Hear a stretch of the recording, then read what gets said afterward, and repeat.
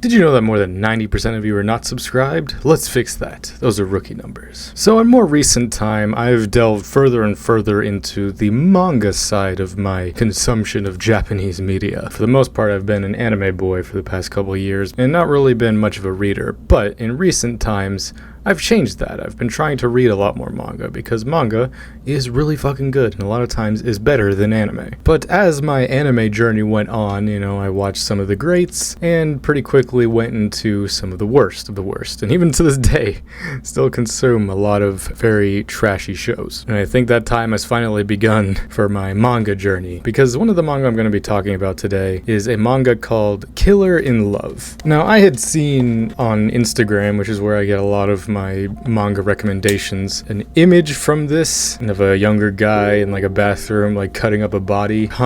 Interesting. I'll give it a read. Now, going into it, I expected this story to be something completely different from what it was. I was expecting it to be a interesting twist on the romance genre. I thought it was going to be about this guy who has, on the outside, a normal life. He goes to school, meets this girl, maybe he falls in love with this girl, and this romance story, but secretly, he has this other life where he's a murderer. Maybe slowly indoctrinates this girl into his lifestyle, but that's not the case with this manga. The only reason I'm really covering this, the title was enough to give it away, was this manga was fucking depressing as shit. Like, not even what I would say is like good depressing. There is good depressing where like it leaves you just like kind of empty. Examples probably like Fate Zero, Cashiern Sins, Quintessential Quintuplet, even Clannad. But the way this thing ended was just like, what? I'm jumping forward a bit, but what this story really is about, it's about this kid who's just going to class, doing his thing, hanging out with some very toxic friends, but he's just one of those people just ignore it all, just go with my life, just do it. And then he bumps into this girl, and then she's very nice to him and whatnot, and his friends keep saying, it's like, oh, you have no chance with a girl like that. It gets to this point where they're hanging out at a lake, and then all of a sudden, as this guy's friend starts really lashing out and just like talking shit to him unprovoked, really, and he's just taking it. And of course the girl is like trying to butt in and be like, hey, leave him alone. He knocks her down, and before anything else happens, this random guy just shows up and stabs that guy, and he dies. He turns out like this murder guy with the knife is a stalker and huge fan of the girl. He then runs and tries to stab her, and then our main guy gets in the way and then stabs him in self-defense, and that's pretty much what kicks off this whole thing. Now, I probably should have prefaced this at the very beginning. I'm just gonna spoil this story because I don't recommend it. Like, I'm just gonna say that I don't recommend reading it, because it's not even like you get nothing out of it other than just like, what? In terms of this review, like, I'm just gonna break down play by play what really happens in the manga, because it's a very short manga. I think it's only like 27-ish chapters. It definitely felt like one of those stories that was meant to go on longer, but I'm pretty sure it got canceled at some point, and it was just like, I could see why, because this isn't good. Our main guy stabs a dude in self-defense. The guy runs away. He gets questioned by the police, but obviously he's a scared little kid. Well, not little kid, but he's a scared kid. And eventually, like, the stabbing, like, gets posted all over social media very quickly. And it's kind of like the Oshinoko thing of just, like, showing the spread of social media. Even though it's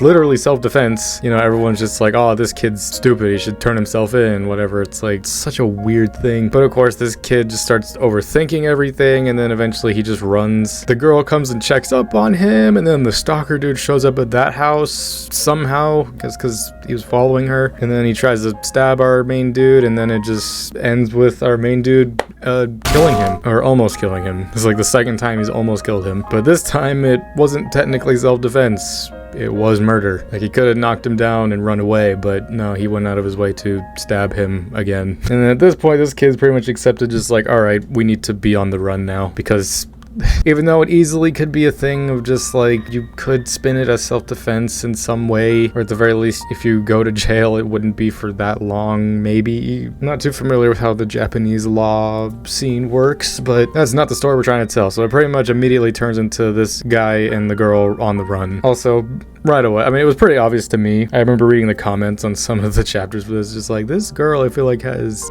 using him. It's just like, this girl is not good for him, because throughout the entirety of this story, this girl, she never asked for it. Like, this guy ends up doing a lot of things because he's just like, she's all I've got left, even though I've willingly chosen to leave everything behind. So yeah, they run away, and it's just like, where's somewhere you want to go? Where's somewhere you want to go? And then like Disneyland gets brought up, or Disney World. So they go to Disney World, and then one of the girl's ex-boyfriends shows up there, and it's just like, yo, I'm gonna get back together with you. And they have this weird conversation, and then he kidnaps the girl, he molests her, and in a stroke of extreme luck, our main guy finds the hotel room they were in, and then proceeds to have a fight, and then kills that guy, and it's like his second kill. And this is really just the whole tone of the thing, is just like, he kills a guy to protect her, and then like they cry about it, and then it's just like, I love you, and then they move on. Like, it's focused on like the metamorphosing of the guy, but it's like the girl sort of has a de-evolution as well, because it's like in the beginning she's so open to just, you know, yeah, murder, but then like, you know, going towards the end, she's just like, no, but I want to live, like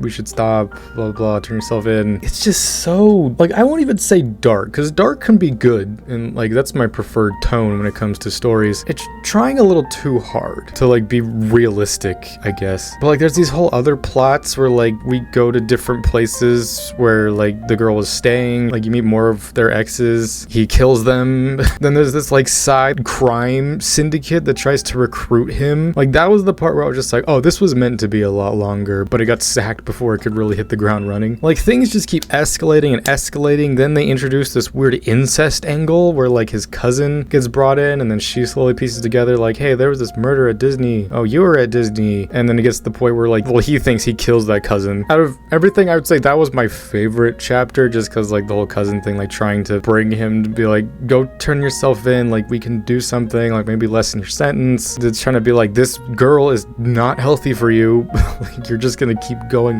farther and farther, like, you'll get caught eventually. But no, he pushes her down a cliff, and then he thinks he killed her. But then things just keep escalating and escalating. They kill another guy, she cuts her hair, they cry in a bed talking about their backstories. It's really depressing. Like, the main girl admits it's just like she's slept around with like countless different guys, like she just wants to feel something, like feel real love, and then she never really felt that until she met this one guy, and then it turns out this guy was just using her as an excuse for him to sleep around, and eventually that guy gets murdered by our main guy. And then it all culminates in this one final scene where they're both in a car and they just start driving, and this guy just hits his snapping point where he's just like, you know what, I'm just gonna drive the car off a cliff. And at this point in the story, I'm just like, you know what, that would probably be the best option for both of you. He's like getting ready, he's like, all right, here we go. He like floors it, and then the girl like screams just like, no, I don't want to die. And then the guy stops and just like, then what the fuck? Because the girl, like, before that was talking about just like, wouldn't it be better maybe if I just died? And then, like, you know, so eventually he just does this thing where just like, take all this money, all this stuff, and then pushes her out of the car, just like, just go somewhere far away, forget about me, forget about all this. And then, like, he just leaves her with a smile, and he takes off. And then of course, like, she runs after the car, but then she eventually stops because like sirens start going off. And our dude, like, he just hits that point where like he goes up to this roof, and it's just like, you know what, there really is no point for me to continue now. So like, he's about to jump, and you think like he falls, but some part of him stops him from jumping, and he gets caught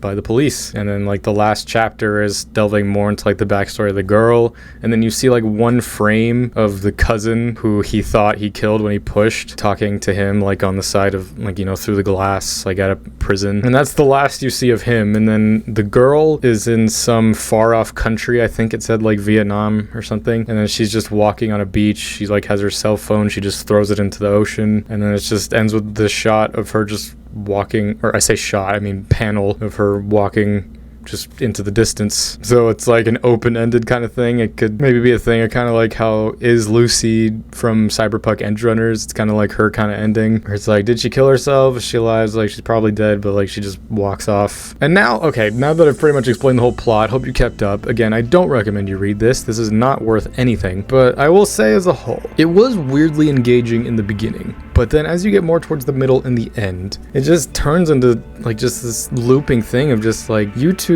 need to just not anymore. Like, I was anticipating this story going to a point where one of them was gonna end up killing each other. And honestly, if it ended that way, the way it ended where it's just like the guy just gets caught and then the girl's just out there, it's like, okay.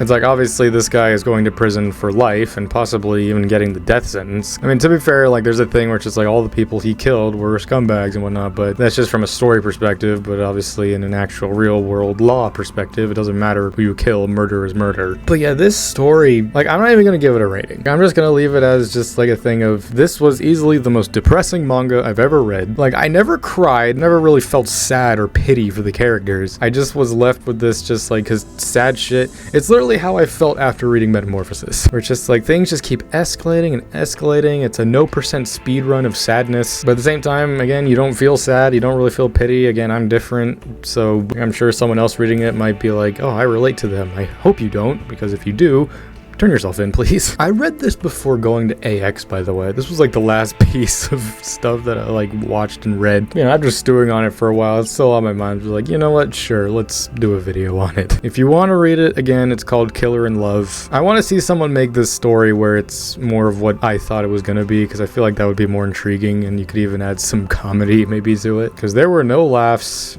There were no gaffes. I hope it never gets animated, or if it does, I hope they change it somewhat, but yeah. Well, that was sad. I guess thank you for joining me for this review of the manga Killer in Love. Join me for more lighthearted and upbeat reviews that I will be posting in the future, and, you know, reactions, gameplay, and everything that'll be coming soon. So until next time, I'm Lancer. Thanks for watching.